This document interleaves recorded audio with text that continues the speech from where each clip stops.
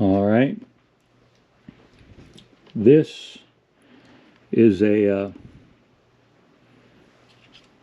flyout bearing for the transmission on a Ford 1993 truck.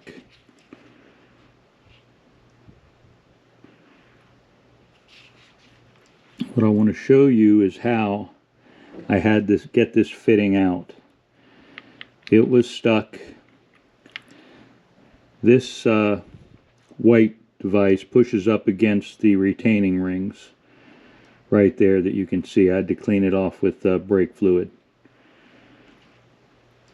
Anyway, it was wedged in, so we couldn't get the transmission out, so I had to cut the hydraulic line. I'm going to show you the other end in a video.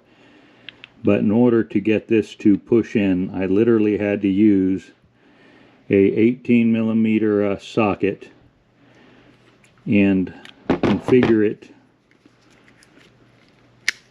so I could get it to push against the white pin while it was mounted in the transmission. And I drove it using a hammer and another socket flipped the other way to drive it in to get it out so I could remove it. I'm going to have to order another hydraulic line.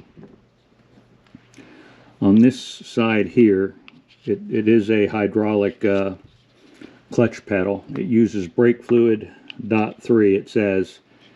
And to bleed it, and I'll show you that in another video when I get it all back in. Ooh, there's some fluid right there.